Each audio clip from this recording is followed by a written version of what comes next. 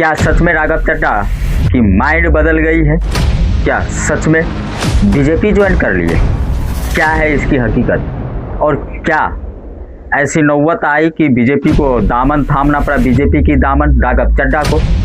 जानते हैं इस वीडियो में। नमस्कार, मेरा नाम है कृष्णा और आप सबका फिर से एक नए वीडियो में स्वागत करते हैं।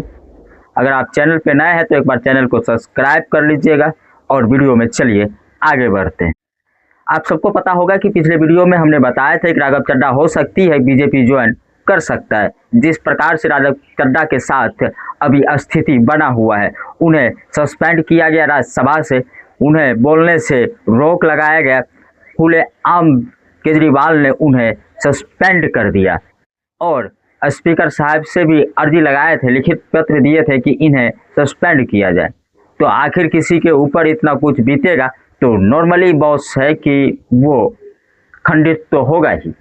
और वही चीज़ देखने को मिला कल के शाम, यानी कि राघव चड्ढा के नाम, और राघव चड्ढा ने बीजेपी को ज्वाइन किया और इस प्रकार से ज्वाइन किया कि मानो ही कुछ अलग ही हो गई हो, पूरी भारतवर्ष का अपने ओर ध्यान खिंचाए।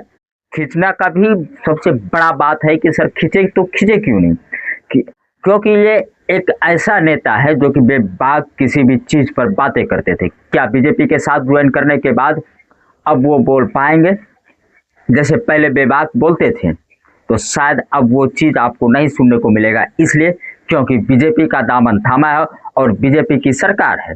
तो अब तो वो नहीं मिलेंगे। उससे पहले अपोजिट पार्टी में थे तो बोलते थे, मगर अब वो चीज़ सुनने को नहीं मिलेगा। शायद ग्राउंड पे उस चीज़ को ध्यान में रखते हुए कार्य करने का मौका मिले और कार्य करे, मगर ऐसा भी कोई संदेश या कोई भी न्यूज़ देखने को नहीं मिलेगा आपको, क्योंकि बीजेपी है सर और बीजेपी माइंड मास्टर गेम खेलने में एक्सपर्ट है। वो इसलिए एक्सपर्ट है माइंड मास्टर गेम खेलने में। तो आपको बता दें, अगर किसी नेता के ऊपर एक के साथ 15-17 केस लगे हुए हैं और उन पे ईडी का रेड पड़ा हो, प्रशासन उनको जांच कर रहा हो, जैसे ही बीजेपी का दामन थामता है उसके ऊपर लग जाती है जांच का रोक।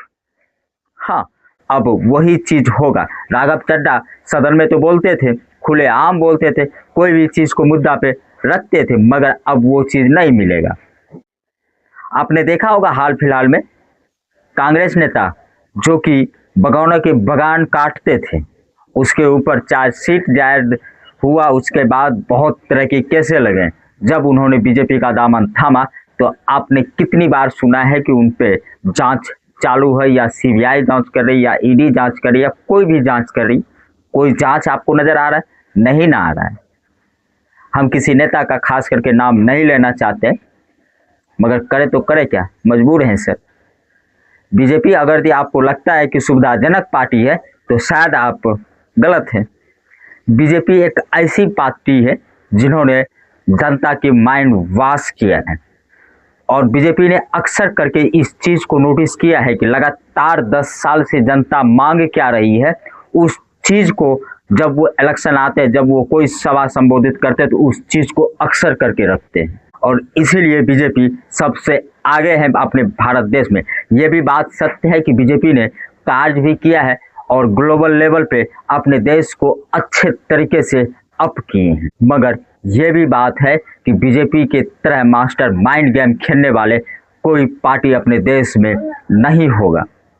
वो इसलिए नहीं होगा, पहले थे कांग्रेस के जिस टाइम पुराना नेता था, मगर अब वो चीज़ आपको देखने को नहीं है। अब वो खेल आपको बीजेपी में मिलता है। समझदार के लिए इशारा ही काफ़ी है और इशारों में तो बहुत कुछ हो जाती है। राघव चड्ढा आए तो आए, मगर अपने साथ में 1-2 टीम को और लेते आए। 3 सांसद को बीजेपी में शामिल कर दिए। राघव चड्ढा आए, हरभजन सिंह आए। अरे भैया, ये तो 2 प्रचलित नाम है जिनको पूरी दुनिया जानती है। अब क्या चाहिए? बीजेपी अच्छे नेताओं को अपनों में शामिल कर रहा है और राज्य में अपनी सरकार दे रही है। हो सकता है आने वाले भविष्य में ऐसी कोई भी चीज़ गठित होती है तो आपको इस प्रकार का मंजर देखने को मिलेगा जो कि प्राइवेट कंपनी करते हैं। हाँ, करते हैं ना, उसी प्रकार से कुछ ऐसा देखने को मिलेगा।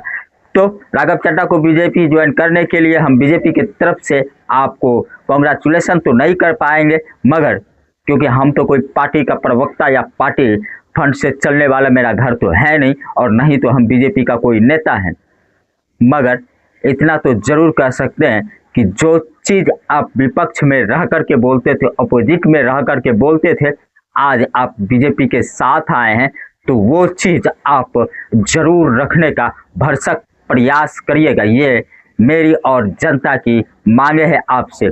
तो मिलते हैं किसी अगले वीडियो में, तब तक के लिए दीजिए मुझे इजाज़त। जय हिंद।